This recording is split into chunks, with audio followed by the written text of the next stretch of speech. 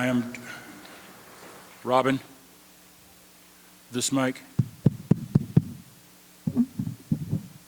I am told that I do not need a microphone, but the person who tells me that has been living with me for 50 years, and I believe that she has a bias. My name is Wendell Griffin, and I am proud to welcome you to New Millennium Church as pastor of this congregation. I do so recognizing that we sit in stolen ground. The Quapaw were here before we, and the Osage,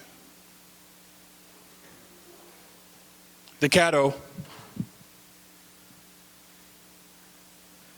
the Choctaw, the Cherokee were here. We sit on stolen ground. They were indigenous people, tribal people. And in this moment, I welcome you to this space because it is only right that we talk about what's happening to the indigenous people of Palestine. And I am glad to welcome you to this space. New Millennium Church does not count any person as visitors. You are simply relatives we have not met yet, because we're all family. As family, we respect each other. And so we thank you for respecting one another, and we thank you for respecting Dr. Finkelstein, our speaker, and Little Rock Peace for Palestine, which is sponsoring this. I want to send a special thanks to Dr. Ali Khan, who is responsible for getting Dr. Finkelstein here, and thank him for his wonderful solidarity. You will hear more of what we, Dr. Khan and New Millennium Church, will be doing together along these lines from him. But just remember this address. As the Terminator said, you'll be back. Stephanie Gray will come now and welcome you on behalf of Little Rock Peace for Palestine, and welcome and introduce Dr. Finkelstein. Let me say one other thing. I understand that there was a previous altercation in the past. We have security out front. Our security is engaged. We are mindful of what people do. Our security has already engaged with this person and given this person the kind of instructions that you would expect them to give coming from me. Let me put it this way. At New Millennium Church, we welcome, but we do not tolerate. We do not tolerate hatefulness.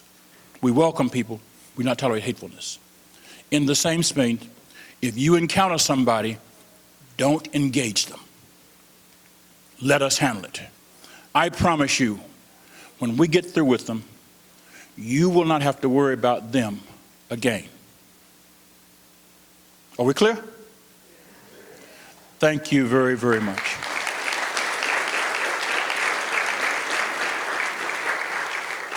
Oh, by the way, this is the way I really call myself. This is the way I really behave, okay? I'm not putting on a show. I just haven't cussed yet. Stephanie Gray.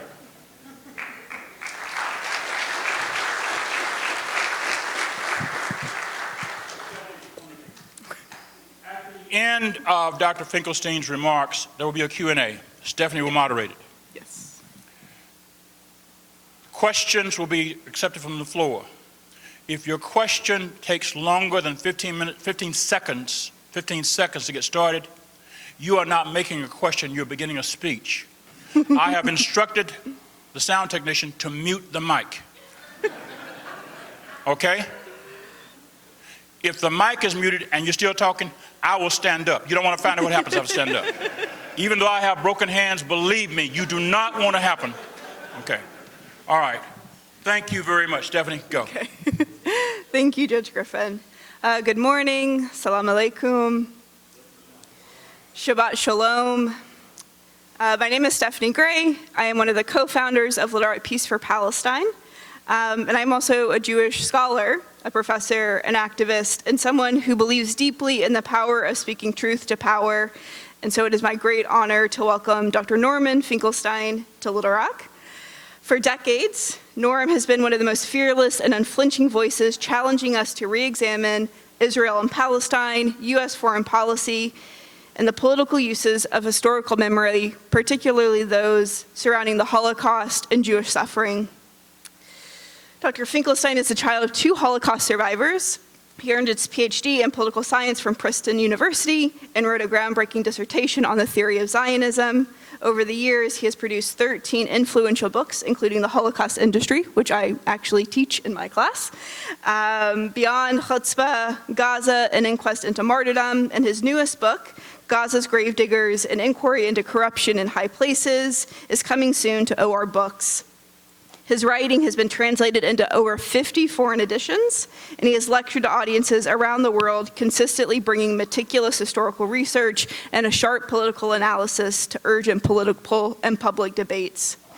Today, we are not here just to listen to a lecture, but to engage with ideas that challenge us, to unsettle us, and demand that we think more critically about the world that we live in and the future we want to create. After, as Wendell said, the remarks, we will have a Q&A, and following the Q&A, we will also have an organizing fair in the fellowship hall with multiple different ways to get involved with Palestinian liberation work here in Little Rock. I like to keep my remarks very short, so it is my great pleasure to welcome Dr. Norman Finkelstein. Everybody clap.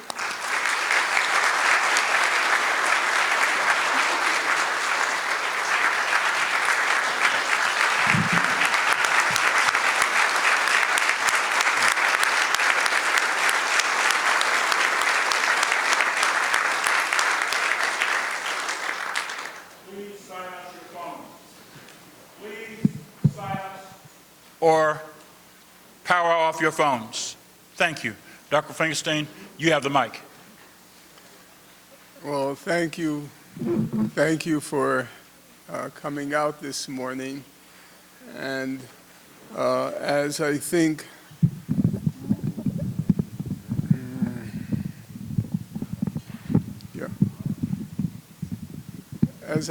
Dr.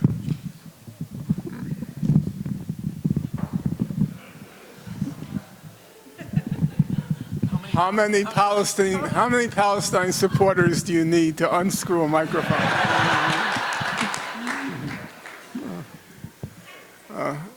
Thank you for having me, and my one and only regret is this time factor. I'm currently kind of overwhelmed, and I was just debating with Dr. Khan what's the maximum time I have in order to make the flight, and we agreed, I think, on 11:45, correct? Yeah, so I get an hour and 45 minutes, which means enough time for me to clear my throat. But we'll try to make the maximum use of the time. On just an anecdotal note, my earliest memory of Little Rock is, I think it was Governor Faubus, is that correct? And on the way here, I was informed that your current governor is Huckabee. And it did pose the question about whether or not there is progress in human affairs. That one leaves me doubtful. I'm going to try basically to convey to you the opinions I had immediately as October 7th happened, which, not out of stubbornness, but because I had studied the situation so long before October 7th. I think my opinions have not significantly changed in the last 21 months, except to acknowledge that I did make some errors in judgment here and there. But in general, I think The picture I arrived at maybe 2 weeks after October 7th is pretty much, I believe, it was in broad strokes, it was pretty accurate. Now, as you know, it's become a cliche that everything didn't start on October 7th. That unless you understand what preceded October 7th, you can't really understand what happened on October 7th. To make an analogy, which I will return to presently, it's as if one tried to understand the slave rebellions, which in many cases were quite brutal, not only here, but in the Caribbean, in which large numbers of white people were arbitrarily and brutally killed, trying to understand the slave rebellions without considering slavery,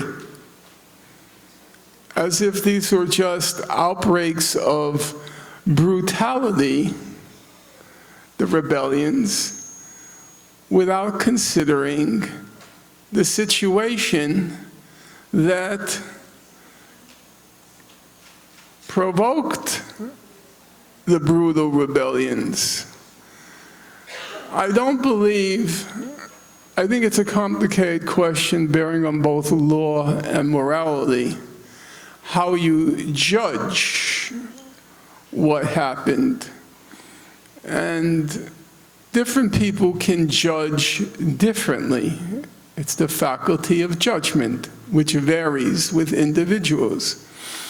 However, I don't think you can white away the facts about what preceded October 7th. So let's start from there. If you use as a starting point 1948, in 1948, the State of Israel is created, and in the process of its creation, a large portion of the population that was indigenous to Palestine was ethnically cleansed. I don't believe at this point in time that's a controversial statement. A significant number of those who were ethnically cleansed, several 100,000, ended up in Gaza. So the first point to bear in mind is that Gaza is overwhelmingly a refugee population. It's those who were expelled, their children, their grandchildren, who under international law are classified as refugees. One of the things that was very striking to me is that already beginning in the early 1950s, when Gaza came under the control of Egypt, we're not yet at Israeli occupation of Gaza, Gaza came under the administrative control of Egypt. If you go back and you read the accounts of, say, UN officials, now remember, I'm speaking about now the Egyptian occupation of Gaza. The recurring image, beginning in the 1950s, is everybody who's coming to Gaza, they keep referring to Gaza as, quote, a concentration camp. It was, if you look up at the memoir of the senior UN official there, E.L.M. Burns, in his account of his stint in Gaza, he describes it as a concentration camp. If you fast forward now to 1967, when Israel occupies Gaza. Shortly thereafter, if you remember, those of you who remember Al Gore, the Democratic Party presidential candidate, his father was also a senator. Senator Gore goes to visit Gaza. He comes back and he tells Congress or members of Congress what he witnessed there. He described it as a concentration camp. If you go then forward to 2004, the head of Israel's National Security Council, his name is Giora Eiland. He's having a conversation with some American representatives who are over there. What does he describe Gaza as? He describes it as a huge concentration camp. Now bear in mind that this image, this recurring image, was conjured up. This is before even the blockade of Gaza was imposed. There was a closure policy, what was called closure, beginning in 1990. But the real brutality of the Israeli occupation doesn't come to fruition until 2006. But already before 2006, going back to 1948, the recurring image is this huge concentration camp. The Israeli scholar Baruch Kimmerling, in his book Politicide, which came out in 2003, again before the blockade, he describes Gaza as, quote, the biggest concentration camp ever.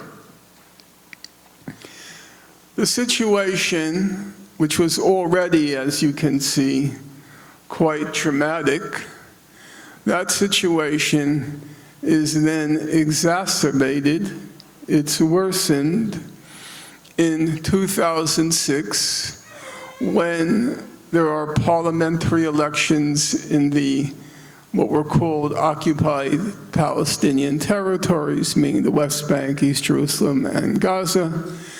And Hamas, the Islamic movement, running on a reform platform, because the current government, then and now, the Palestinian Authority was and is hopelessly corrupt.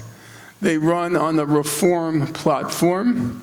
Hamas, out of office, had a decent record for at least running charities, community services, had a decent record of honesty and integrity. They run on a reform platform, having very little to do with ideology, and they get elected. Immediately as they get elected, Israel, followed by the United States, and then the EU, they impose these brutal sanctions on Gaza. It's not an exaggeration to say the sanctions were quite terrible. Israel decided to impose on Gaza what was called a humanitarian minimum diet. Humanitarian minimum is the euphemism for a starvation plus diet. They wanted to turn the screws maximally on the people of Gaza so that they would overthrow or get rid of the government that they had elected. For those of you who date back as far as me, which means around 4 people in this room, the rest having been deceased a long time ago, one will remember that when in Chile, the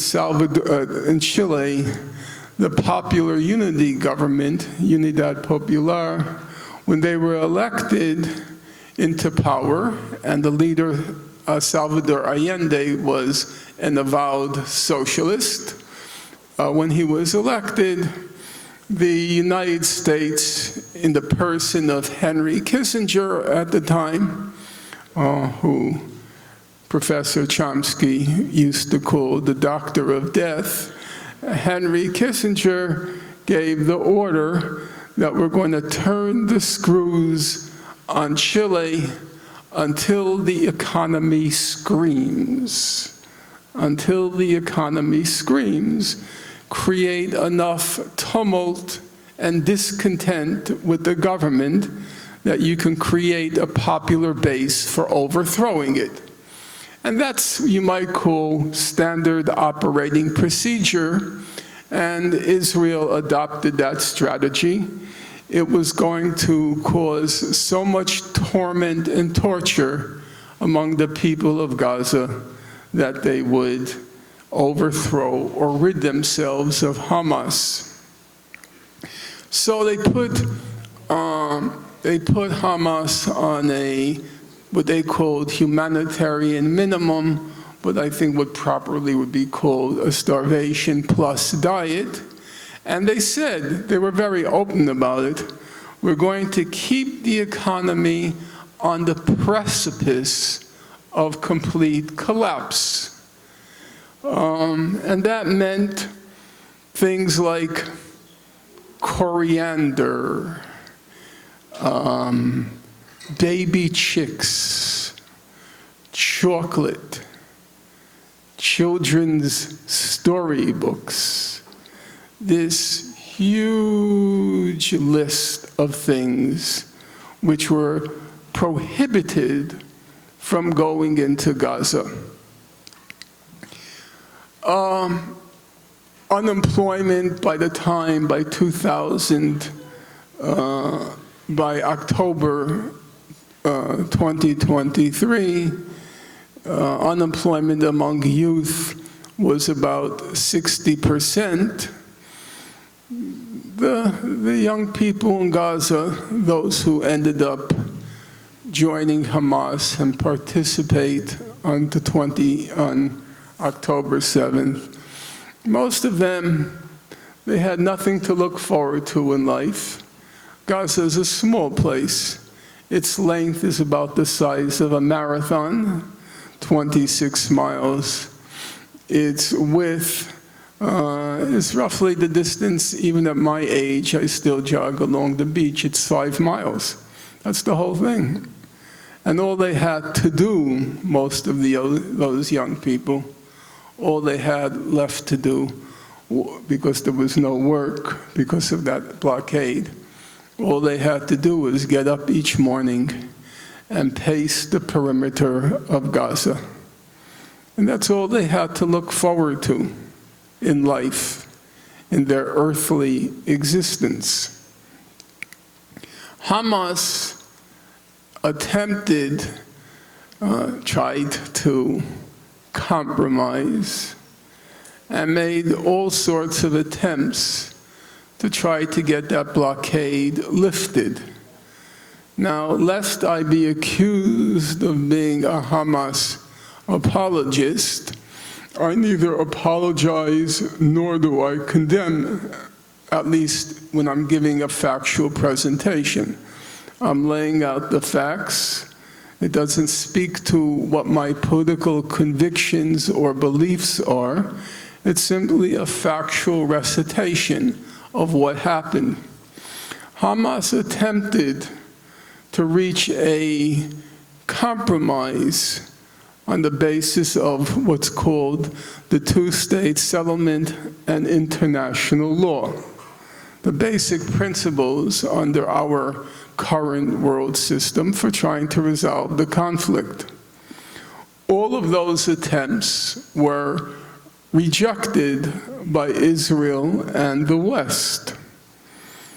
Hamas tried to cooperate with international legal bodies.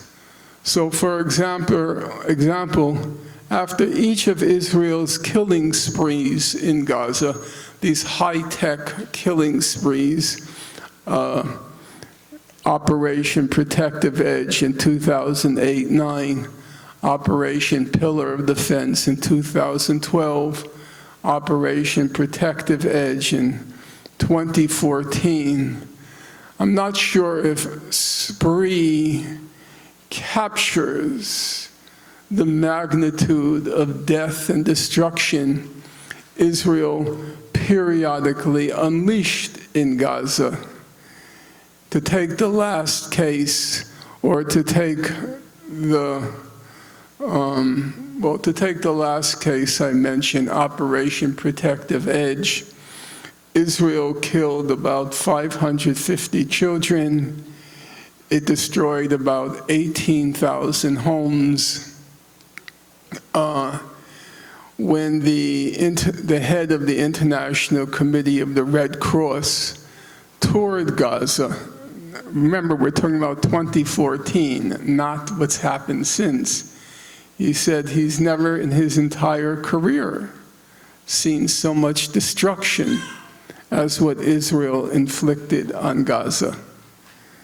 And these high-tech killing sprees occurred with a steady recurrence over time. So Hamas thought, let's let in these international commissions of inquiry, because after every killing spree in Gaza, the UN Human Rights Council commissioned what was called a commission of inquiry to look into what was done and whether it violated certain principles of international law. Now, these commissions of inquiry were not very kind to Gaza, to Hamas, I should say. They were pretty brutal in their judgments on Hamas. They were much more brutal in their judgments on Israel, because the vast amount of death and destruction was committed by Israel. But they were not generous to Hamas. They accused them of war crimes, crimes against humanity, and so forth. I mention this because Israel, each time, refused to meet with the Commission of Inquiries, the UN Commission of Inquiry. They said, we won't help you, we won't participate, we won't join you. Hamas said, we will. They were willing to accept a harsh verdict on them in order to get some kind of action by the international community. Well, each time these commissions of inquiry produced voluminous reports, and each time the reports were very harsh in their judgment on what Israel had unleashed, and each time the reports were buried. No action taken. So Hamas tried diplomacy. It failed. Hamas tried leaning on international law. It failed. And then in March 2018, it's hard to believe it's so long ago now, Hamas tried, into tradition which will be familiar to people in this room, Hamas tried nonviolent civil resistance, what was called the Great March of Return. Hamas didn't actually initiate the Great March of Return, but it joined in, again, in the hope that maybe if diplomacy doesn't work, international law doesn't work, maybe nonviolent civil resistance will work. And I have to say, not as a self-criticism, but simply as a accurate rendering of the record, I had strongly encouraged that tactic. I thought it had a reasonable chance of success, and that proved to be wrong. We know exactly what happened because there's a voluminous Commission of Inquiry report, which runs to about 250 single-spaced pages, now collecting dust. Probably, I read it more times than the total number of people who read it. I know, I believe that. What happened? Along the perimeter fence, Israel lined up its best snipers, and according to the Israelis, every shot fired by the snipers, I'm quoting the Israelis now, every shot fired by the snipers hit its mark. We have no issue here about whether or not it was intentional or accidental. We got straight from the horse's mouth. And there's every reason to believe it. These were their best snipers. So, who did they hit? Well, the report says, and you can read it for yourself, they targeted, the Israeli snipers, they targeted children, they targeted medics, they targeted journalists, and they targeted people with disabilities, for example, double amputees. So, as could be predicted, at a certain point, this tactic began to unwind and fall apart because all they got for it was large numbers of people killed. And when the Israelis didn't target for death the children, medics, journalists, and physically disabled, they targeted the kneecap. So a large number of people were left what are called, in the technical jargon, life-changing injuries, and what we call, they were paralyzed. So, on a separate note, when young men, doctors, come back from Gaza, and they report that Israel is targeting children, and then people are outraged at this insinuation. Anybody who's familiar with the record will tell you there's very little new under the sun. It is true the magnitude has significantly changed. In Operation Protective Edge, about 500, well, I should say in Operation Cast Lead, it was about 350 children killed. Operation Protective Edge, 550 children killed. Gaza now, the number is on the order of 20,000. So there's been a significant change in magnitude, and at some point, quantity does turn into quality. It becomes qualitatively something different. In the case of, well, I won't go through the numbers right now.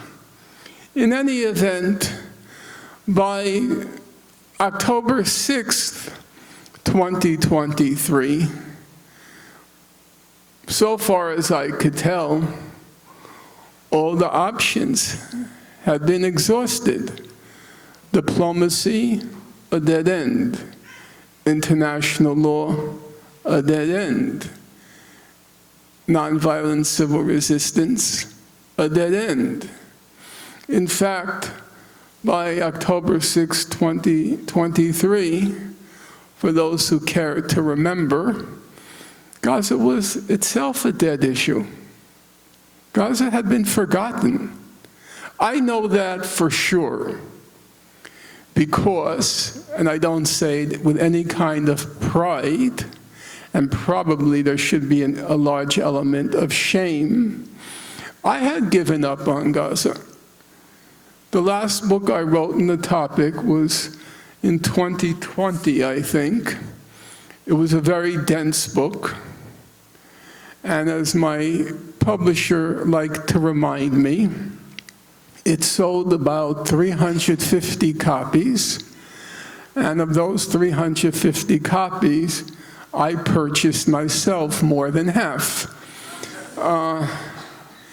And it was dense, it was minute, and I reached the conclusion, there's no point in this anymore.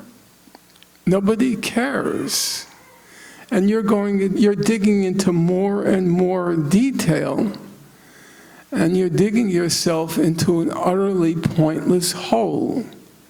The only topic on the agenda on the eve of October 7th, the only topic on the agenda was whether or not Saudi Arabia would join with the other Gulf states in signing the Abraham Accords, so-called Abraham Accords. That was the only topic on the agenda. Gaza was over. Those people were left there to languish and die in a concentration camp. It was like a burial ground, Gaza. So, October 7th happens. The first reports, when I heard them, it spoke of the first reports. I think it was a Saturday morning when my webmaster, who's Palestinian, Sana Qasim, she emailed me and said, Norman, check the internet. And I checked, and it said there had been a break from Gaza. And there were figures, vague figures, on the first days I'm talking about, of 50 people killed. Well, I support prison breaks. Not in all cases. Maybe high security, I'll have some reservation, but in general, and certainly, I support breaks in concentration camps. That to me, that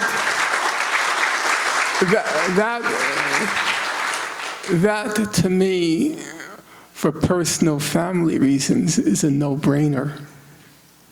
And that's what was said on the first 2 days. And then news trickled out that it was something rather different than what was being reported on the first few days. Something of significant magnitude, there's no question in my mind about that. About 1,200 Israelis were killed. Of those 1,200, you could say roughly 800 were civilian. 800 civilians is a significant number. And you have to contend with it.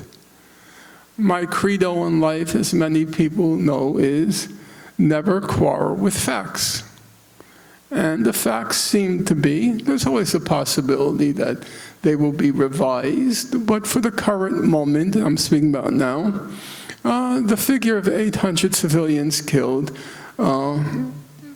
there's marginal issues of how many were killed by Israelis, but I think that's a pretty marginal number. You had to contend with it.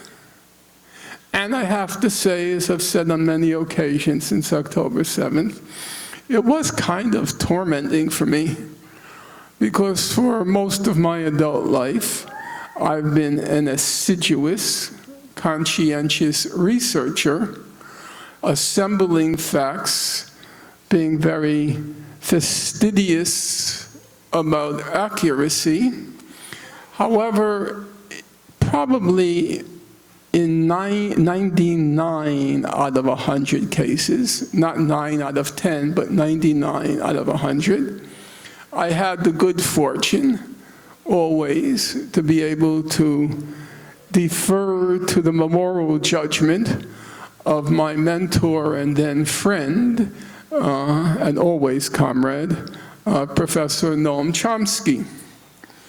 But at this particular moment, he wasn't available, he wasn't accessible, and I had to think through the whole problem on my own. How do you articulate a correct, so to speak, a correct position on what happened on October 7th? And those were some pretty anguishing days trying to think it through. And then it happened that after I left behind me Gaza in 2020, I had written a book on what's called cancel culture.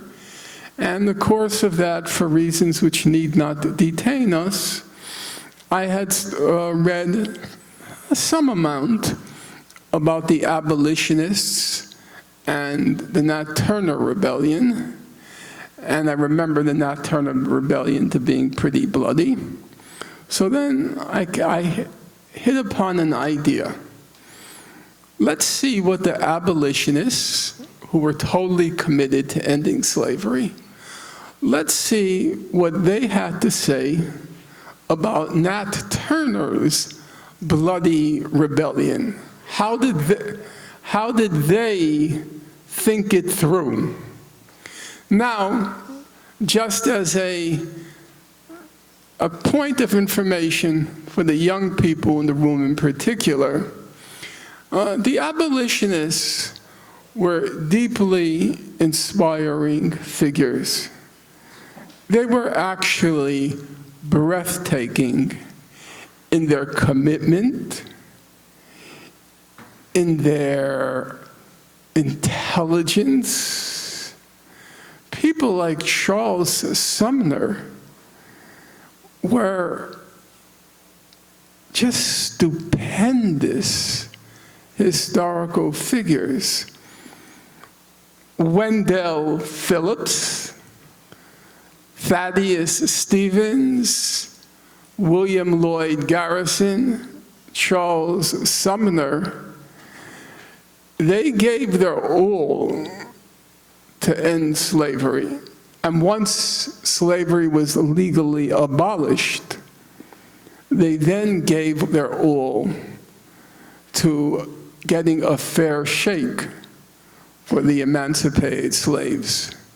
Some of you will know the story of Charles Sumner, who was a senator, and he was uncompromising in his language and in his commitment, to the point that a Southerner, maybe, I can't recall, but maybe the name was Huckabee, took a cane in the Senate and beat him and beat him and beat him and beat him, and he endured the injuries inflicted on him the rest of his life.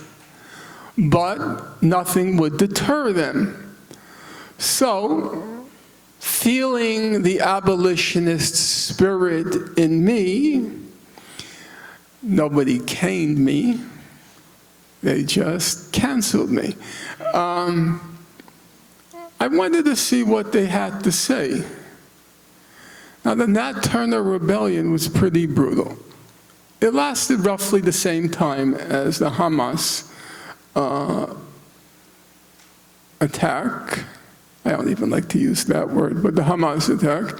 It lasted for about 1.5 days. They smashed the skulls of women. They killed babies. It was an ugly affair, for sure. But when you go read the abolitionists, say William Lloyd Garrison, he was the editor of The Liberator, an abolitionist newspaper. he acknowledges the Nat Turner Rebellion was ugly, no question about it. But if you read what he has to say, never once does he condemn Nat Turner. He says the deeds were horrible, but he turns to white people, not to Nat Turner, not to scold Nat Turner. He turns to white people and he says, "We told you so. We told you so. We told you so. You treat people this way, then you reap what you have sown." And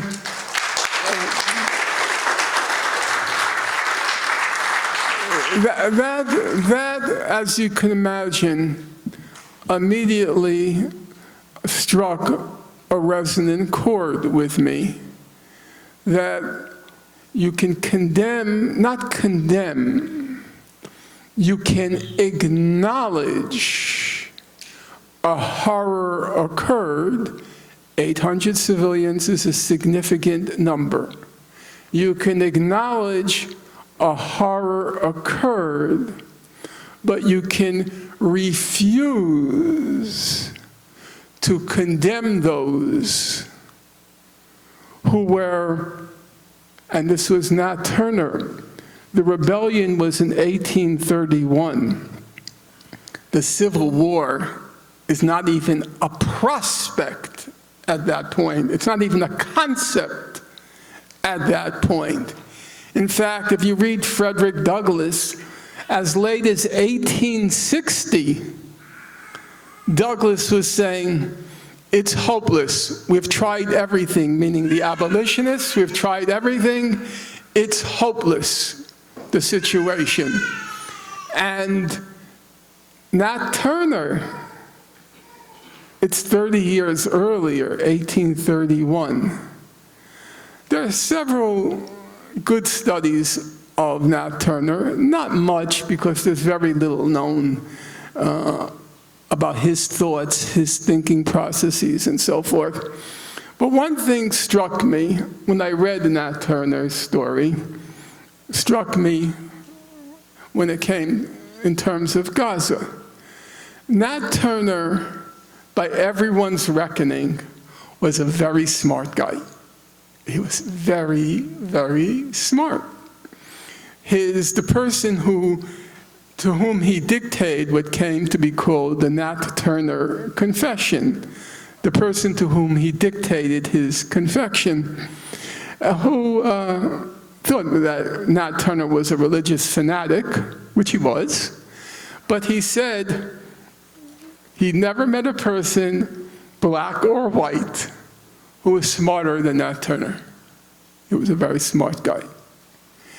And then one of the biographers of Turner says, for Nat Turner, there was this huge chasm, this huge abyss between what he aspired to be in life and what he was consigned to live in his earthly existence.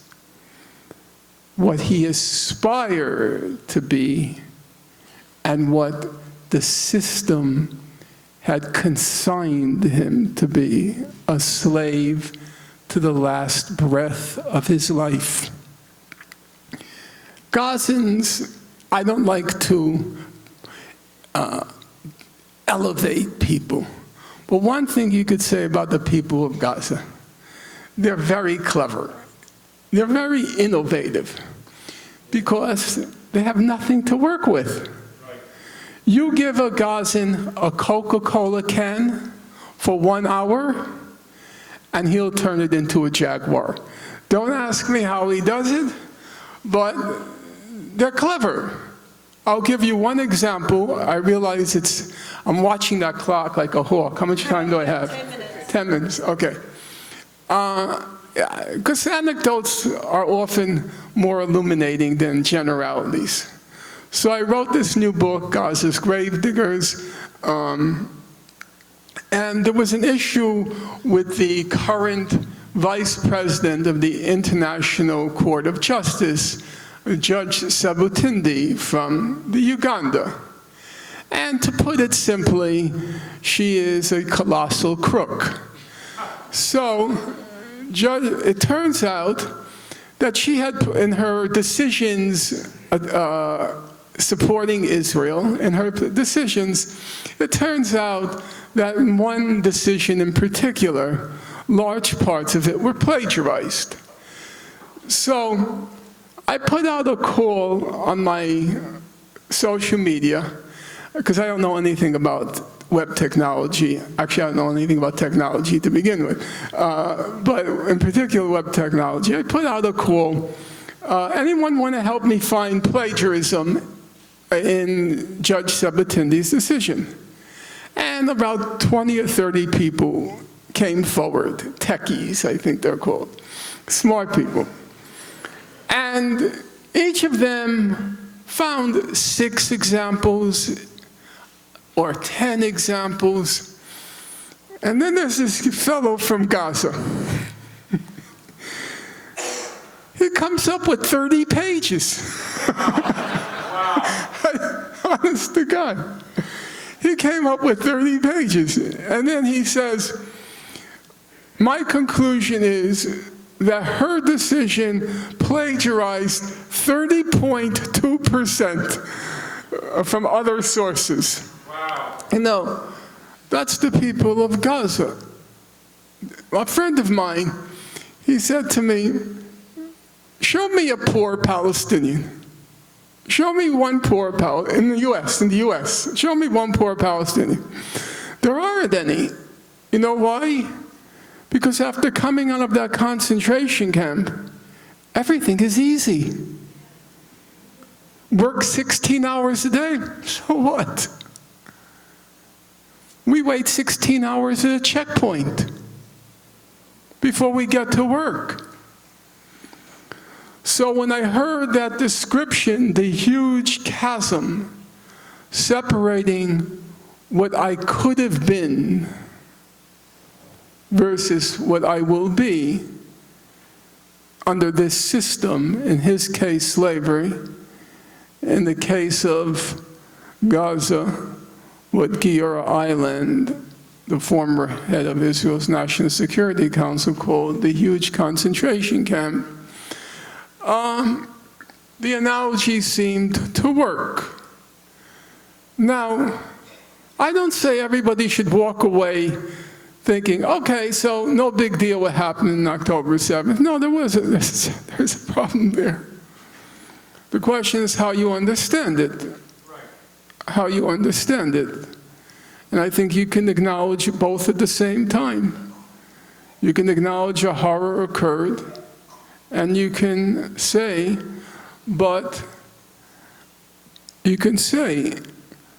I don't believe in 1831 I would have lectured Nat Turner about what he did was wrong. I wouldn't lecture him. I just can't see that. I can't see lecturing a person who was reduced to a piece of property, auctioned off in public slave markets, and all the rest. I can't see scolding my finger at him that what he did was wrong. And I'm not going to do it to the people who broke through the gates of that concentration camp on October 7th. Now, I have 10 minutes left before I turn to you. I want 5? 5 minutes. Okay. I am reminded when I see how you conduct affairs of the old saying, you can take Wendell out of the courthouse, but you can take the courthouse out of Wendell.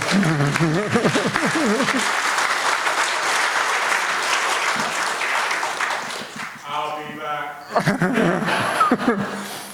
I don't think I would want to be in his courtroom. I think it would be a mismatch. So I'm going to just briefly address two topics. I'm just going to label them but not elaborate. What was Israel's goal after October 7th? Basically three things. One, sheer bloodlust revenge. And one should not underestimate that factor.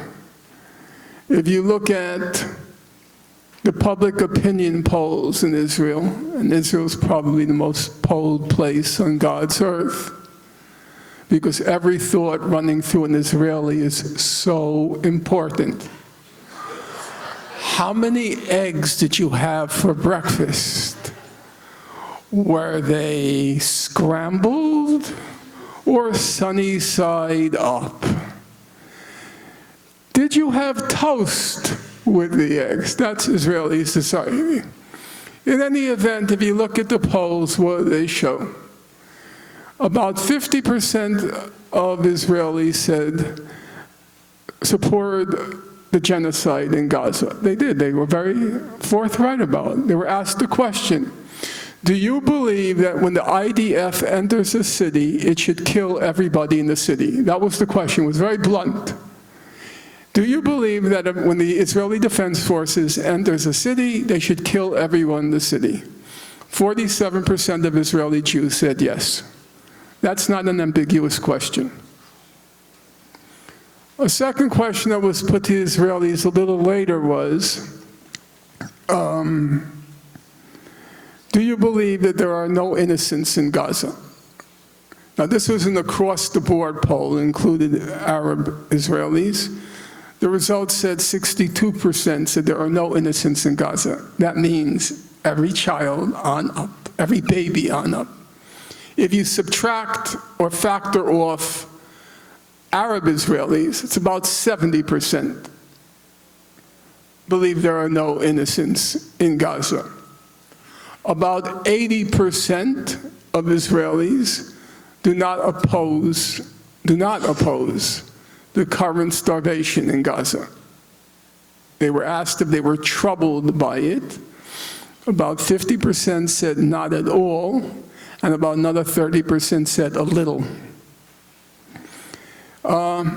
You look at the foreign minister, the head of the opposition, or one of the heads of the so-called opposition, Israel. He frankly said, the soldiers killed children as a hobby. And he doubled down on it until the pressure became relentless, and then he backed off. That's Israeli society. The blood revenge runs very deep. Secondly, the Israelis wanted to transmit a message to the Arab Muslim world. The message being, if the idea comes into your head, if the idea pops into your head that you have a military option against us, that you can pull off your own October 7th, well, look at Gaza, or what's left of it. So it had the events since October 7th were meant to have a pedagogical effect, to teach the rest of the Arab Muslim world, don't try this. And the third goal was to once and for all solve the Gaza question. We're not going to have any more, what Israelis called, we're not going to have any more mowings of the lawn, those high-tech killing sprees. We're going to, once and for all, solve the Gaza question. And that solution to the Gaza question it's taken three forms which kind of overlap. They spill into each other. First, the ethnic cleansing of Gaza. There were high hopes for that in the first couple of weeks, that they can expel the people of Gaza into the Sinai. The Arab states vetoed that. Secondly, first was the ethnic cleansing. Secondly was the outright extermination, which compared to other conflicts in the 20th century in terms of number of children killed, percentage of children, women and children versus combatants killed. If you take all the standard metrics, and then the metrics of journalists killed, medics killed, UN workers killed, if you take all the standard metrics, what Israel has done to Gaza is in a class all its own. There's nothing remotely compared to it. I mean, if you look at the numbers on children killed, it's really quite staggering. The difference between Gaza, Syria, between Gaza on the one hand, Syria, Ukraine, and a large number of other places on the other. So the outright genocidal element has been quite successful. And then the third tactic, there was the ethnic cleansing, the outright genocide, and the third tactic was to make Gaza unlivable.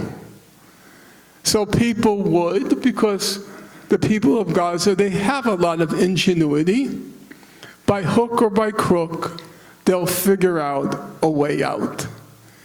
And that basically is where we are right now. So I'll take one example, and that's where we'll end it. I'll take one example from the current moment. As I said, already you could see in the first weeks in Gaza, they were talking about sending the message to the people of Gaza. You have two choices. One, to stay and starve, or two, to leave. Those were the two choices, and you'll see it repeated over and over again by senior Israeli officials, analysts, consultants, and so forth. So let's now just take this thing called the Gaza Humanitarian Fund. What is the Gaza Humanitarian Fund? The Gaza Humanitarian Fund, there was a very good report put out by Human Rights Watch, which I highly recommend if you have the chance to look at it, if you have a chance to read it. There are 2.3 million people in Gaza. They kicked out all the UN agencies which have long experience in dealing with populations in war zones, how to feed them, how to accommodate them, and they bring in this GHF, which Mr. Huckabee is very fond of. I doubt he knows what GHF stands for. For those of you who are old enough, whenever I see Mr. Huckabee, I think of Grandpappy Amos on the Real McCoys. In any event, there are 2.3 million people in Gaza. They set up 4 distribution points. 4. Of those 4, on the typical day, 2 are open. 2 for 2.3 million people, half of whom are children. Of those 2 that are open, brace yourself. On a typical day, they're open for 15 minutes. 2 distribution points for 2.3 million people, half of whom are children, and on a typical day, they're open for 2 minutes. Excuse me, for 15 minutes, those 2 checkpoints. How do they distribute the food? You know how they distribute it? They throw it on the floor. And then people are supposed to run for it, to reduce them to rats.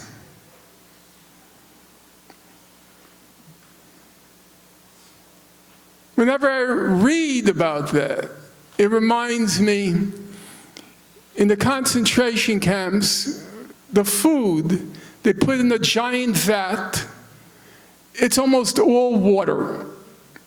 I'm referring to World War II now. It's almost all water. But there are a few vegetables in that vat of soup. And so what can you imagine? The people who are lining up, they're pushing each other, they're shoving each other. Because you have to get to the head of the line, or it's just water. And that's what they do to the people of Gaza, reducing them to scurrying rats. And then as they go for the food, the Israelis, because they're scared, they're afraid, they start shooting at the people, killing them as they scramble and scurry for the food. So what message is the GHF trying to transmit? And Israel behind the GHF. What's the message they're trying to transmit?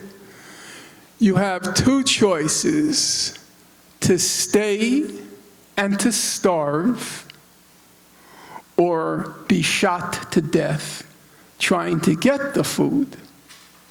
Stay and starve or leave. Which is a long way of saying, and here's how I'll end. A lot of people are now saying, oh, like Piers Morgan, who, as compared to others, hasn't been terrible, as compared to others. It's a very low bar. But he always nowadays he always says, well, I thought Israel had a legitimate right of self-defense at the beginning, and it was disproportionate, but now it's gotten terrible. That's not what happened. From day one, they had their plan. Due to the fluctuations in politics, at some points they can go full throttle. On some points they have to back away. But this was, from day one, it was Israel's opportunity of a lifetime. You know the expression, every crisis is also an opportunity? Well, October 7th was a crisis, but it was also an opportunity. It was the opportunity of a lifetime, which the Israeli government had been waiting for and waiting for and waiting for, to once and for all solve the Gaza question. And if they're able to solve the West Bank question, and they were able already to solve the Hezbollah question and a partial solution of the Iran question. But it's not any change that's occurred. This was the plan from the get-go, and one has to say it has been, unfortunately, successful.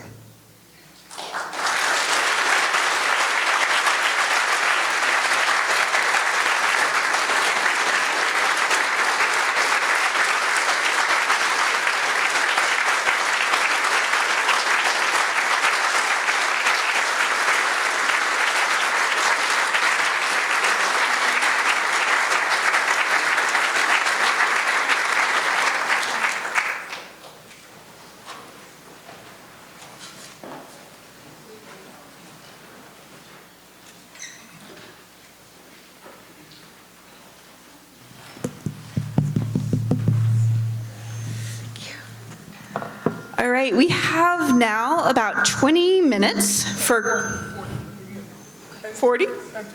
Okay. So we will be able to, Hadil will be able to take the microphone to you. I would like if we could get a couple of questions in, and then maybe Norm may be able to answer several questions at one time. So if you, yes, sir. If you parked in the church parking lot Okay. down the street, please move because they're getting ready to have an event. They don't need to figure out how to code. But otherwise, stay in place. All right, let me take two questions. Yes, thank you. Thank you, Dr. Khan. Thank you, Judge. Thank you, Professor Finkelstein. Thank you very much. I was born in Jerusalem and lived in West Jerusalem the first 14 years of my life. Is this on? Yes. Okay. And give me a break, Judge. So I grew up hearing the epithet Aravi Meluhlah, or Mamzer, which translate into parasitic Arab or bastard. And I fear that this kind of ideology that existed in the 1950s has calcified over the years. And my question to you is, what do you tell people who call you a self-hating Jew? Thank you. All right, can we take one more question? I see one here, Hadil, on the second row.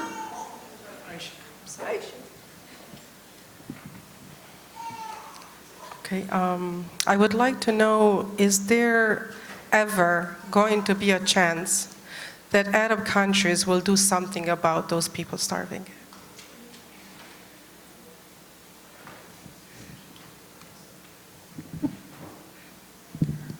With regard to the first question, how do you respond to the epithet that you're a self-hating Jew? My own view is that, as all of you must know, maybe the younger people aren't yet attuned to the fact that it's very hard to know oneself. Understanding what makes you tick is a very complex problem. There was a very brilliant Israeli philosopher named Yeshayahu Leibovich, and he had 4 PhDs, and one of them was in psychology. And he was once asked, do you analyze your dreams? And he replied, analyze my dreams? I have trouble enough making sense of my waking hours. And so I don't deny, I don't affirm, because I don't know really what makes me tick. You think you do, and usually you ascribe to yourself very noble motives, but who knows?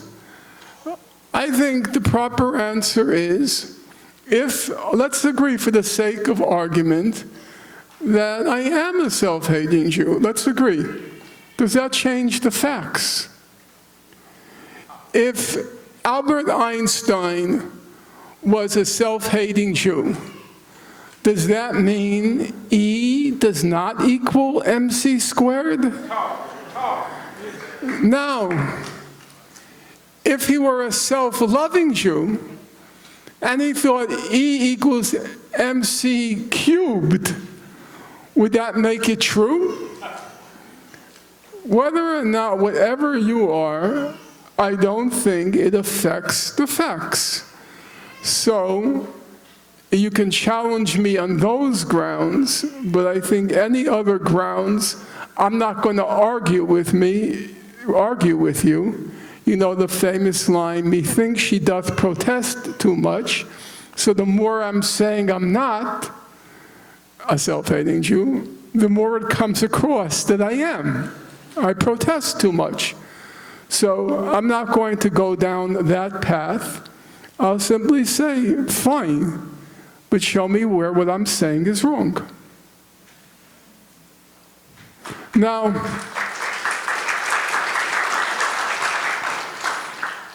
the second question, it's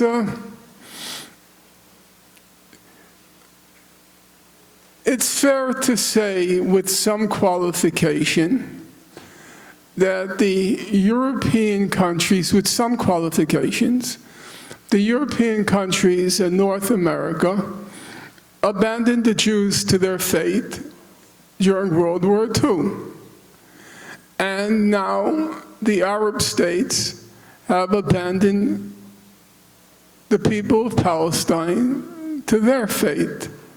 That's not a happy piece of news to report, but also it doesn't prove anything. You know, some people say even the Arabs don't want the Palestinians. Well, guess what? And neither do the Europeans or North America want the Jews. So it's no black mark on the Jews then, or the Palestinians now, that the Arab states have decided they have bigger fish to fry.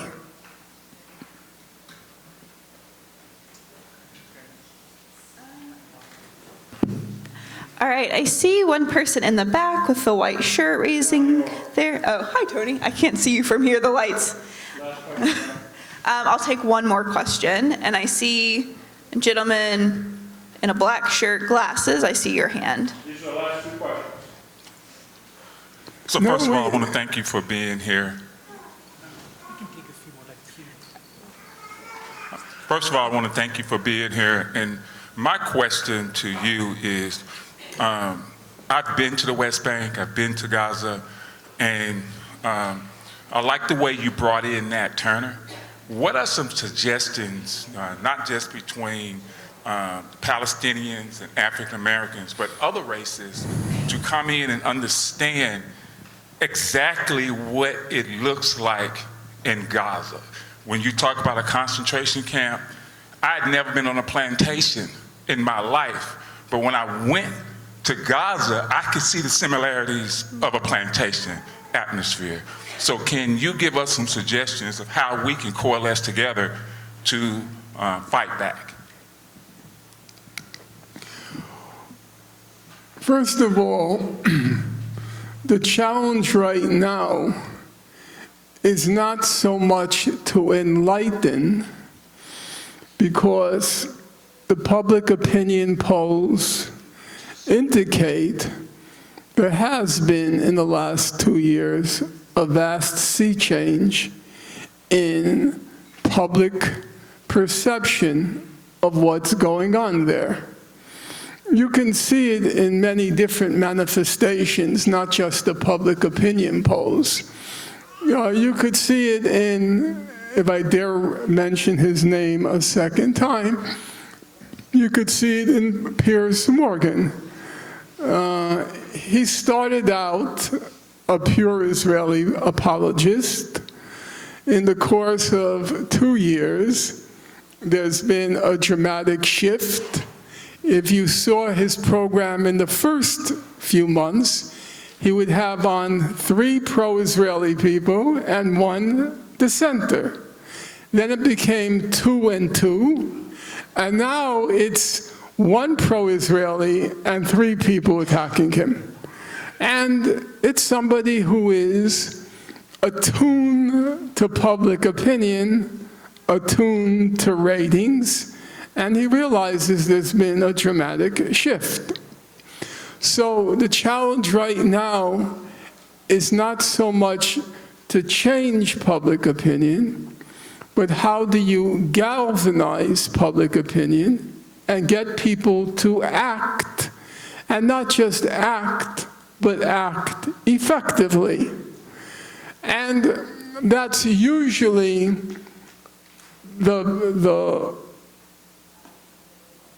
It's what local organizers in particular, who have lots of experience, it's for them to figure out.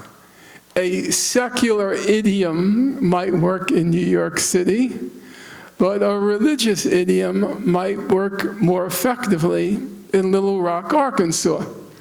So you have to find the right language that reaches your neighbors, the language that preserves the principles, but speaks in a way that's comprehensible and relatable to your neighbors, and then to find the right tactic.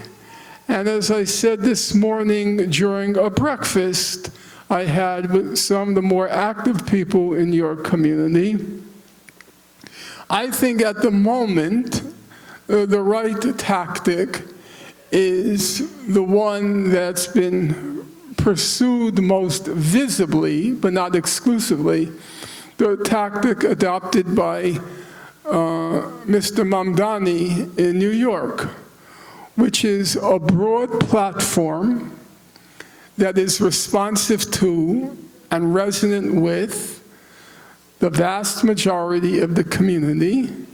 In the case of New York, it was everything from free pre-K childcare to free buses to stabilizing rent, all under the rubric of affordability, but also within that broad platform, taking a firm stand on the question of Gaza and not compromising. So it's not a short-term solution, but I do think there is some value right now to trying to work at the electoral level and getting people who are going to be very tough on this question elected. Now, there will be an organized, well-heeled opposition, for sure, but I think electoral campaign at this point is a good moment to point to that opposition and point to who's funding them and asking the question, should money decide what's being done in Gaza, or should our consciences decide what's being done in Gaza? And that will be part of the campaign to confront, as many people pointed out, one of the things that the Mamdani campaign proved was that a very well-heeled lobby can be defeated. Now, I live in an all-Jewish neighborhood, and it's no exaggeration to say my mailbox in that last week before the primary day was filled to the brim, large-sized campaign literature saying Zamnani is an anti-Semite, Mamdani is an anti-Semite, Mamdani is an Islamic extremist, blah, blah, blah. I mean, it was so much, and it made me so angry because it was clear, as some of you will know, Mamdani was outspent 30-1. He raised about $1.2 million, the other side $30 million. Andrew Cuomo, $30 million. And you could physically see the difference. I didn't get one Mamdani piece of campaign literature until the day after the primary. No, I'm serious. And it made me so angry that I went out and I started to campaign for Mamdani. It was a strange experience because the difference in age between me and the next person was, I'm embarrassed to say, a half century. Yeah, it was true. It was very sobering to see that difference. But I said for me, the election, there was one reason why I was out. Because the election was about democracy. Do billionaires decide or do people decide? And the billionaires were trying to decide. I said, no, they're not going to decide. It's the people who are going to decide. So I believe this is a potential strategy right now. It may change next week. Maybe there'll be a new kind of tactic. But for now, I think everybody should get involved in local campaigns, not one issue campaign. Has to be a broad platform which resonates with 80% of your community, but as part of that broad platform, an inflexible, uncompromising, principled position on Gaza. I think that might work.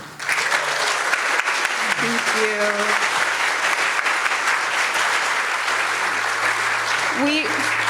Thank you. We are going to take one more question from the audience. I will ask a concluding question, and then we will wrap everything up.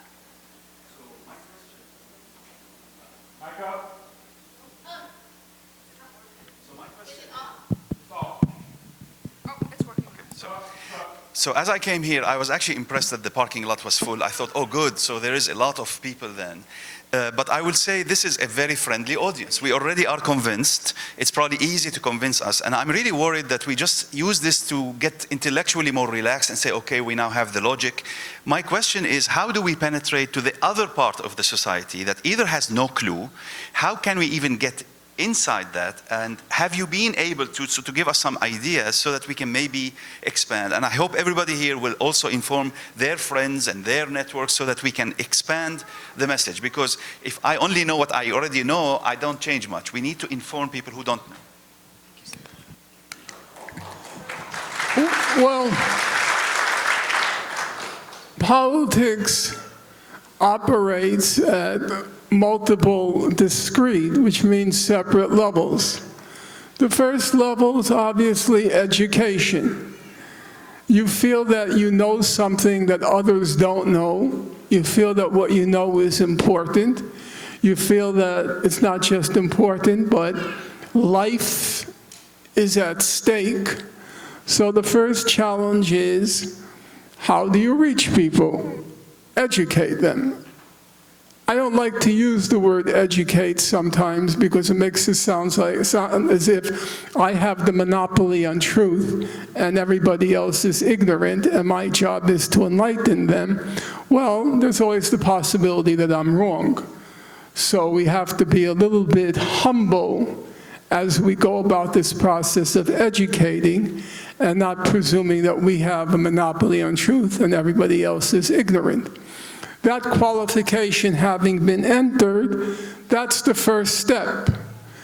Now, as you well know, there were times when you couldn't fill the first 2 rows of a church, not just in Little Rock, but in New York City, with those sympathetic to the situation of the Palestinians.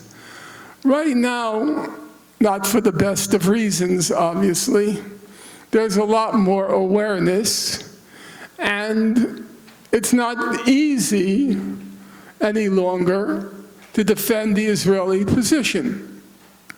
That's why there are now all of these draconian restrictions on free speech at our universities and colleges, because the other side knows without restrictions on free speech, you're going to lose. So they have to restrict the speech. They have no case really any longer. When the Israeli human rights organizations like B'Tselem and Physicians for Human Rights Israel, when they're saying it's a genocide, well, game over. So I think we're, at least for the moment, things change, but for the moment, the challenge is not educating. There's a high possibility that on broad issues, I'm not saying each individual matter, on broad issues, your neighbor does agree with you. There's a reasonable possibility that your neighbor does agree with you. It's not very complicated. Should we starve children to death? That's not a complicated question. Though it was complicated when that question was posed to Mr. Huckabee. It was complicated. But leaving aside Grandpappy Amos, it's not all that difficult. The question is, how do you get them to do something about it? And that, it's usually up to organizers to figure out. But I think if you include Gaza as part of a broad platform and not make it a single issue, I think you can reach a large number of people. And remember, I'm not an elitist in politics, but frequently it's the case that if you have a compact mass, they can achieve miracles. So Mamdani had, the estimate is about 30,000 volunteers, which is obviously a large number. But compared to a city of 8 million, it's not all that many. But it said that the volunteers knocked, I think the number is, anyone remember, it's either 1 million or 3 million, I can't remember now, 1 million, knocked on 1 million doors.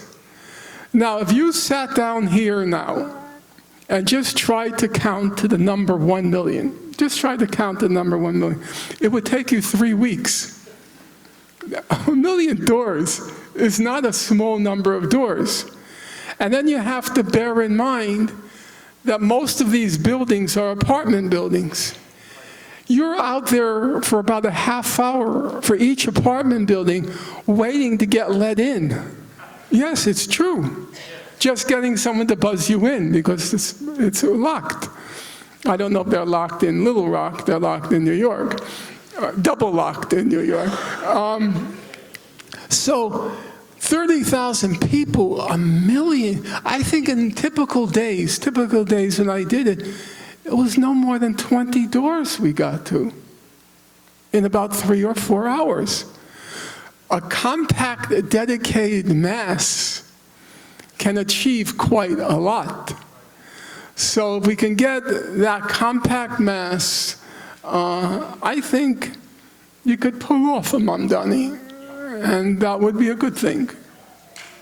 Thank you.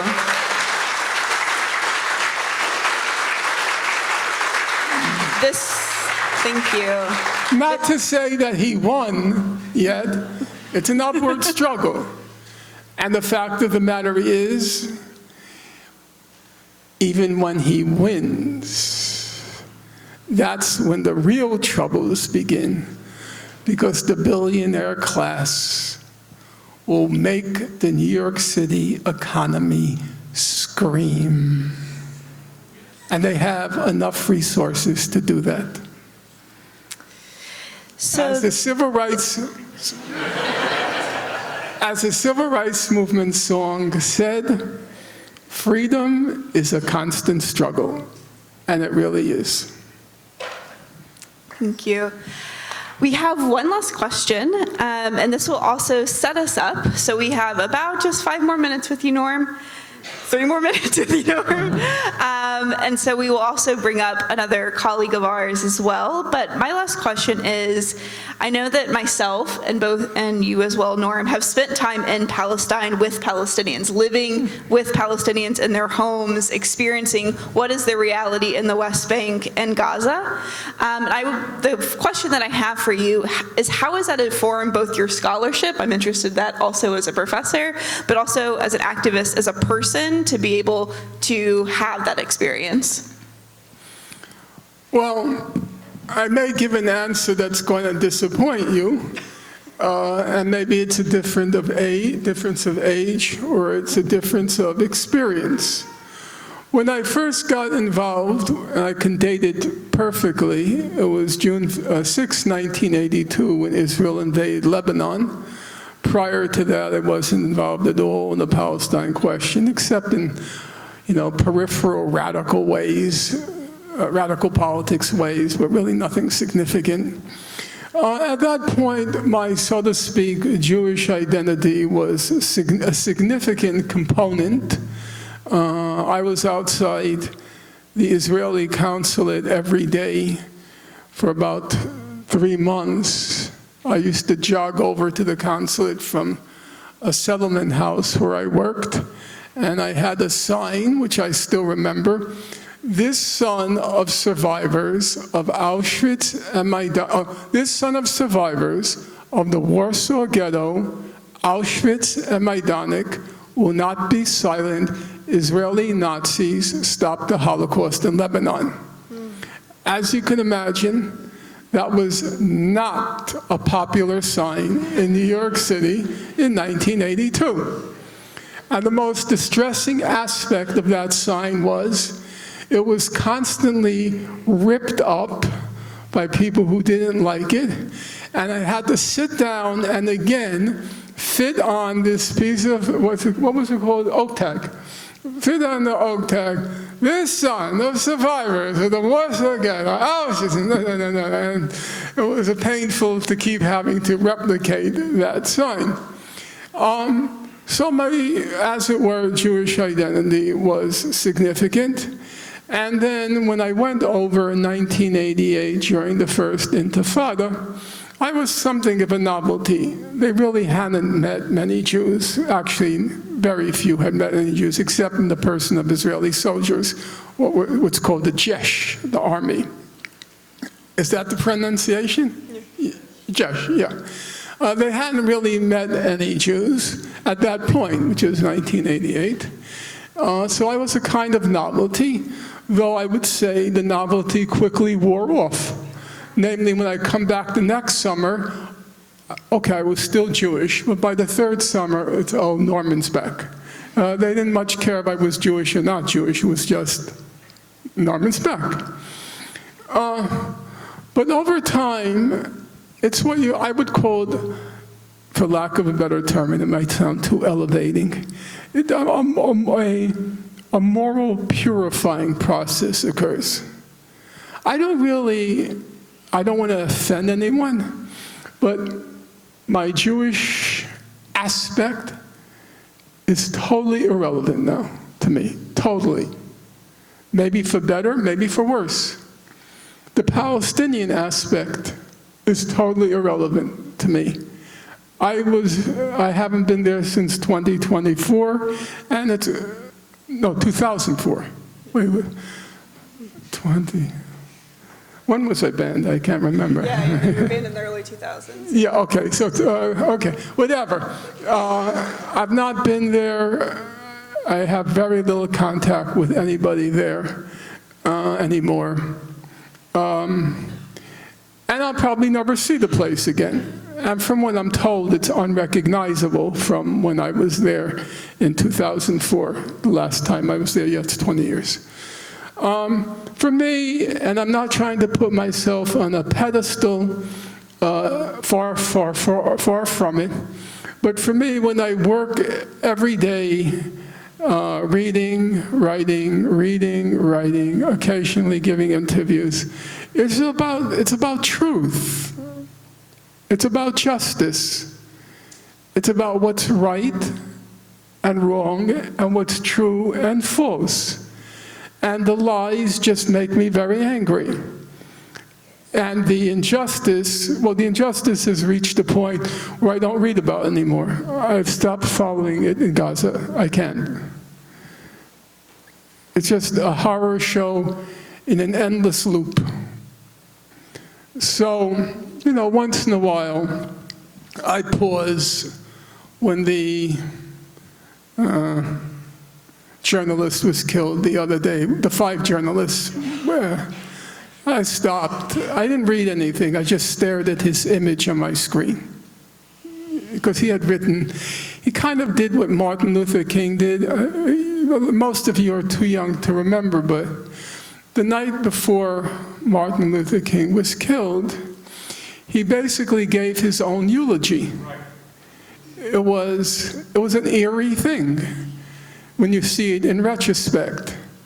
Those of you who know Huckleberry Finn, there's the famous scene, Huckleberry Finn, where he attends his own funeral. And here was Martin Luther King delivering his own eulogy. He's going to die. He knows it. The people around him had already distanced themselves from King, and they would say, oh, Martin is so morbid, Martin is so morbid, because in the last year he was saying he's going to get killed. He knows it. And so you see somebody deliver their own funeral oration, and it's a speech that you can watch 10,000 times, and it will never stop to move you. How many people have heard the Memphis Siege? I've been to the mountaintop speech. It's just a breathtaking moment of human oratory. And the same thing with the press person, the reporter, the journalist, who wrote a letter. Asher. He wrote a letter because he knows he's going to get killed. And so I'll pause for something like that. But otherwise, I've just blocked the whole thing out. And, you know, I've done it for so many years, and the lies still just get me so angry. The most trivial lies. I'm going through something I wrote when Israel attacked the Mavi Marmara humanitarian vessel, which had supplies for Gaza. And then the chief prosecutor at the ICC, her name was Fatou Bensouda from the Gambia, she completely whitewashed the whole thing. And I'm reading it, and it's like the most minute details, and I'm still cursing her. I still get so angry. And then the other day, actually it was yesterday, I think, the Secretary General put out a new report on sexual violence, and he included what happened October 7th. And he quoted these reports, like the one by Pramila Patten, which were just factually not true. And it's no longer, I'm Jewish, he's Palestinian, or she's Palestinian. No. It's simply these lies, they just make my innards gnarl at the lies and the injustice. And that's where I am at this point in my life. Now, some people may say, well, you know, you're operating at such an abstract level. You're no longer talking about people, you're just talking about principles. Maybe, and I don't really much care. I believe in the principles. I believe that they apply to everybody. And that's where I am at this point. Please join me in thanking Dr.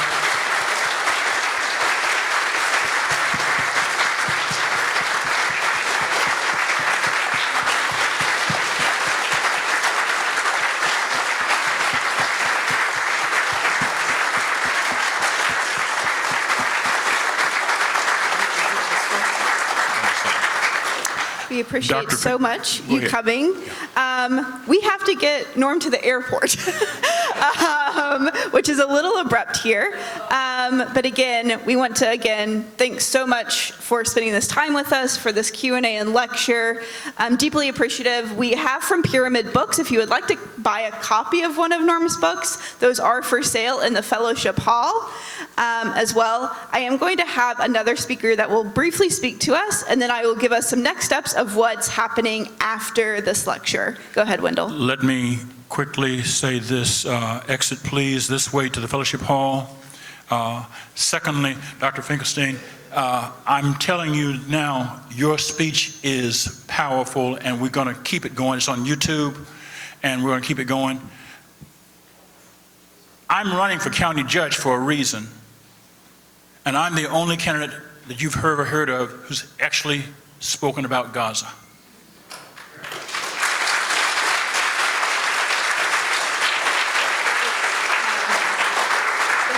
I'm not saying that for my campaign, I'm saying this. If you know somebody who's running for any public office and they do not have enough humanity to say publicly that starving people is wrong, you should have enough sanity to know you don't want them in public office.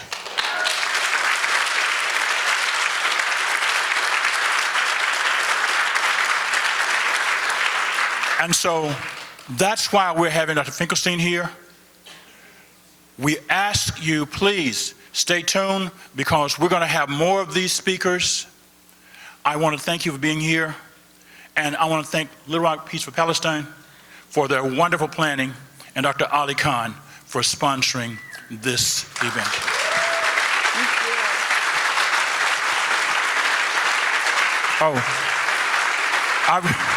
I got to do a pastoral thing. This can't happen unless the wonderful volunteers from New Millennium Church did what they did, and I want to thank publicly the people from New Millennium Church for all of their work. Thank you, thank you, thank you, thank you. You know who you are. Thank you, Wendell.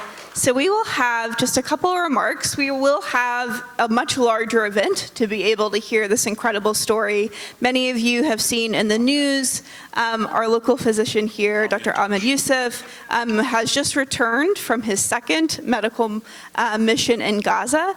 We're going to give him just some time today to speak, but again, stay tuned for a future event in which we are able to really spend a lot more time dedicated to this story. And please give Dr. Youssef a round of applause.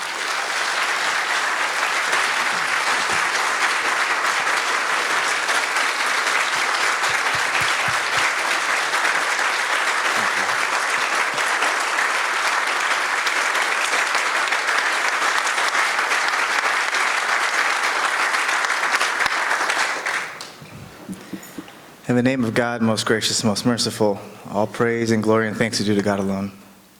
I'm not nearly as composed as Dr. Finkelstein is, and we sit atop the shoulders of giants like him and Dr. Chomsky and so many of those who have spoke about this cause for decades, right? 50 years. It's an honor to meet him, honestly. I'm going to start off with a joke so I don't start crying in front of you from the very beginning of my speech, but he spoke about the ingenuity of the Gazan people. And I worked a lot with Gazan doctors, and one of them said, man, you know, when they start letting food in, could you make sure they let us get some cigarettes and coffee, you know? They said, like, if we just had a couple of cigarettes and a cup of coffee, we could end this tomorrow if you just gave us a chance. And that is the humor and the ingenuity of the Gazan people. You know, that point highlights something very important, which is the people of Gaza aren't just being starved of food, they're being starved of life. And it didn't just start a couple months ago, it started decades ago, like Dr. Chomsky said. All right, there are people that love life. They told me over and over again, we're people that, we love life. We love spending time together. We like enjoying a cup of coffee and, you know, smoking a cigarette with our friends. We like watching our children grow up. We have dreams like everyone else does. We love life. And over the last, you know, for their entire existence, last 75 years, and definitely in Gaza since 2006, exaggerated. So every part of enjoyment of life has been gradually stripped away from them, strategically, on purpose, on a list. That same list was given to me of what I was allowed and not allowed to take into Gaza when I went in myself. And I was explicitly told by COGAT, which is the military arm of the IDF that allows for movement of international folks, that I wasn't allowed to bring baby formula in my bag. I was allowed one suitcase. I was not allowed to bring vitamins. I was not allowed to bring prenatal vitamins for pregnant women. I was not bringing any medication that wasn't specifically assigned to me for the supply that I would need for my trip there. They looked through my protein bars like I was bringing in weapons at the border as I entered Gaza. Everything in my experience this time and last time should highlight that it's all by design. This isn't by accident. This isn't by some bad figure at the border that's causing some problems. It is by institutional sanction and decree.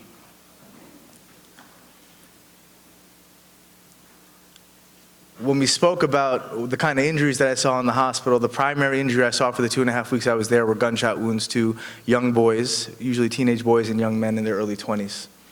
And that's because the area where the food trucks were located, it required somebody in your family, if you were hungry or your children were starving, you'd have to send somebody that could scramble for the food. So young men, right? Boys this guy's age right here. That's exactly the age of the vast majority of people I saw die on the ER floor. Were sent on behalf of their families to try their best to get a bag of flour, sometimes 20 kilograms, carrying on their back a kilometer back to their families. Those places, not just GHF, because I was in the north where there wasn't GHF, they would allow in a few food trucks, so things weren't plopped down the way they were in the GHF. They were in a place called Zakim and Kisafim. They were bought in trucks and limited, extremely limited supply. And what people would do, just like Dr. Finkelstein explained, is they'd scramble for the food. They'd do their best to try to get what they could for their families because they knew there wasn't enough and they weren't going to allow enough in tomorrow or the day after. And if they didn't get it back today, that the hungry children at home wouldn't get fed for this week. And they scrambled, and as they scrambled, they'd get shot at. And the memory of watching teenage boys thrown on the floor in the middle of the ER, bleeding from different places in their body. One boy I will never forget, lie on the floor. We tried to scramble and triage, everybody all hands on deck in the ER, in pools of their own blood mixed together because there's no space, there's no hospital beds. And a child, I call him a child, he's 15 years old or 14 years old or something like that, had his head wrapped in a bullet wound in the back of his arm that destroyed his elbow.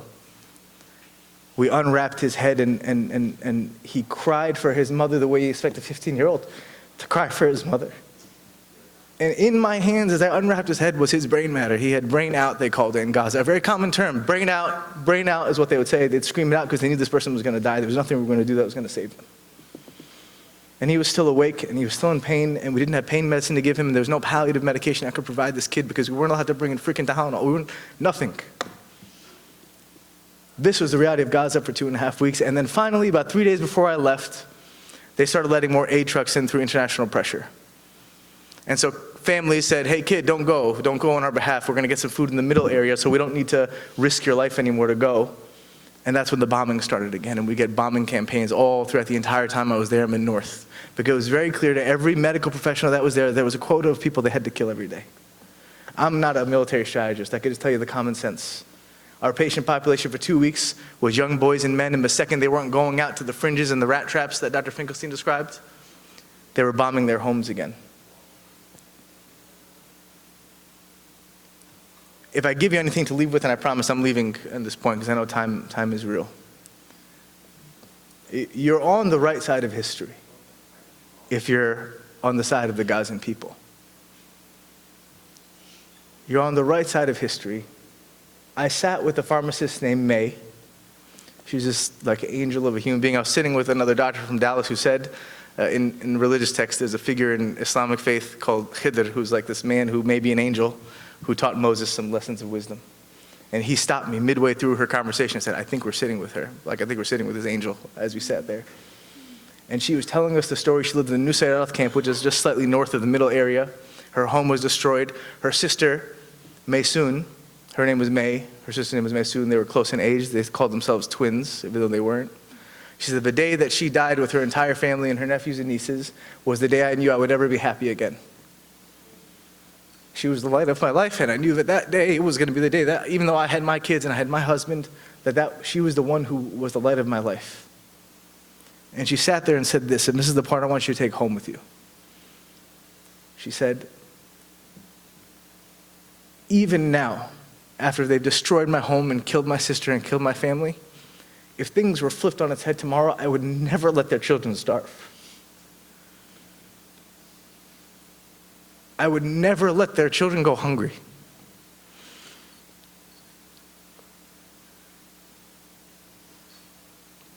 The guy with the nicotine in the coffee, if it flipped on its head and the Gazan people were given a third of the ability to fight back, the war would be over in a week.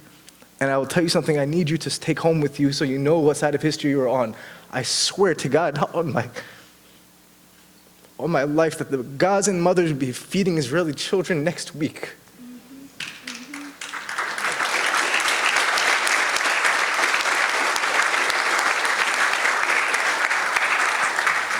It's not a war of equals, and it's not a war of other sidisms. There's a clear right and wrong, and I ask you and beg you to stay on the right side of history and don't allow for a moment any discomfort you feel to prevent you from speaking out for people who would do everything for you if they ever met you.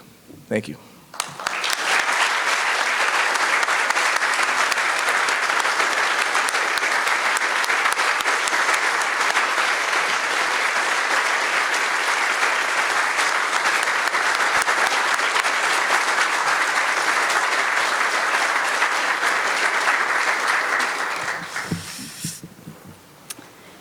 Thank you so much, Dr. Youssef.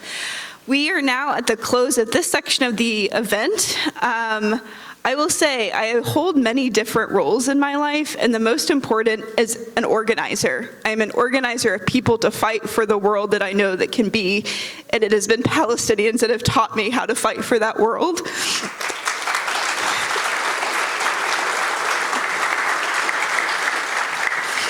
So if you feel what you have heard today, if you say, I have to do something, I think of one of my teachers, Rabbi Abraham Joshua Heschel. I pray with my feet, I take action, and that is my religion. We have, if you go to the fellowship hall, you will exit out of here, you will turn, you will go past the walkway. We have several different stations with multiple ways of how to get involved, whether that's art, whether that is getting involved in Israel bond divestment, whether that is boycotting. There are so many ways in which every single person I know has skills to help this movement, and we desperately need you, because we cannot get freedom if not all of us are going together. So please make sure, if you are able, just to stop by, get some materials, stop by the fellowship hall. If you have not had a chance to sign up outside to join our email list, our texting list, feel free to also do that as well. You will be met with several of our Peace for Palestine volunteers at each of the tables. Ask them questions. Tristine, is there anything else that I would need to announce? Okay.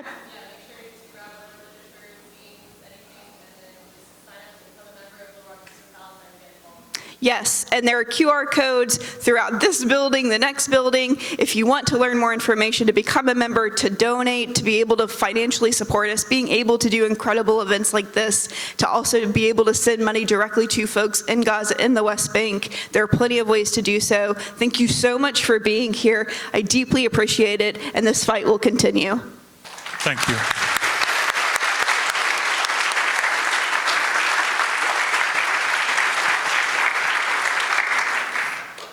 12 minutes into our YouTube, somebody tried to knock us off the internet. They succeeded for 10 minutes. Our IT person, Robin Robinson, got us back up.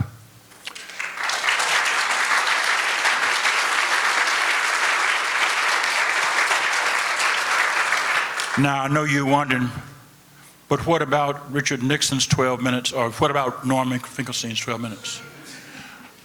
I have an answer. Our IT person, Robin Robinson, recorded the whole thing anyway. No, you didn't clap loud enough. No.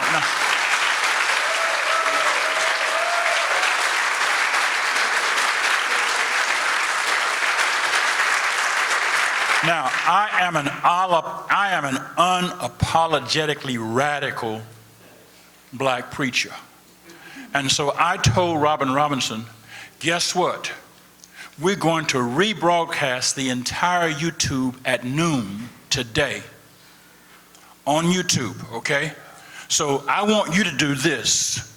Go on whatever social media you got, and you say, hey, if you miss Norman Finkelstein at 10 o'clock, it's being rebroadcast at noon today on YouTube. No. Listen to me real carefully. Listen to the pastor. New Millennium Church has a YouTube channel. We have a YouTube channel. And this entire presentation will be rebroadcast at noon today on our YouTube channel. Go to New Millennium Church on YouTube, okay? I don't care what they try to do, they're not going to knock us off.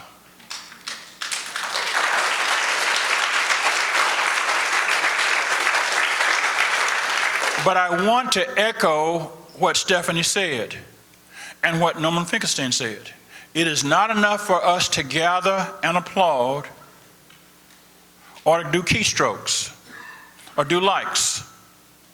We have got to get something done. Frederick Douglass said, I prayed for freedom for 12 years. I got my freedom when I prayed with my feet. You missed it. He ran away. He broke out. We have to put feet on the ground and do this stuff. So however you can, please get involved personally.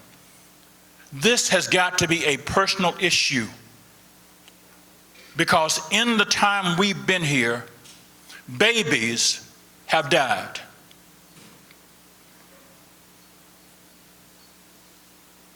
Have you ever watched a person die? I have. You don't forget it. Parents who've watched their children die don't forget it. Doctors who are trained with death don't forget watching babies die. We have got to do whatever we can to let the world know that in Little Rock, Arkansas, this will not stand.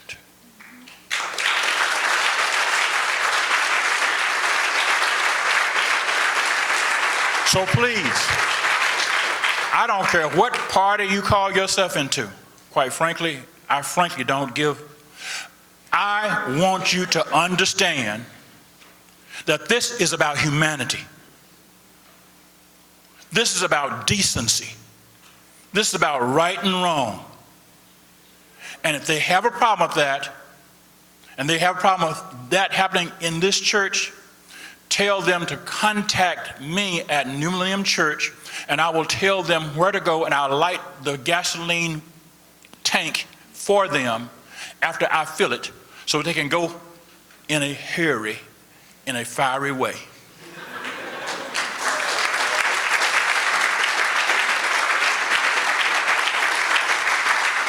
Please, I'm not going to give you a benediction, because that would make this, you think I'm being a pastor. I'm going to tell you to go in peace.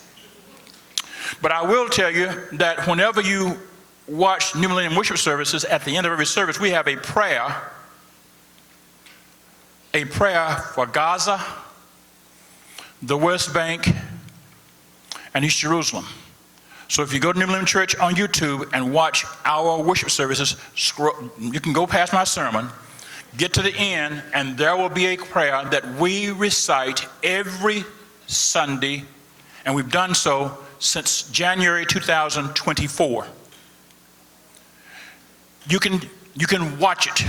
You can do the photo screen of it, and you can reproduce it. Please, if you are part of a faith group, ask your faith leader. If you're not praying for Palestine, if you're not praying for Gaza, what the hell are you praying for?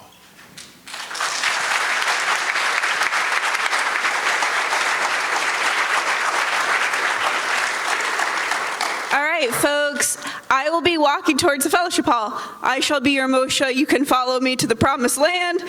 It's just down here. If folks do need to leave, again, please sign in, do all of those other pieces. There's some great articles. Thank you so much. Listen up.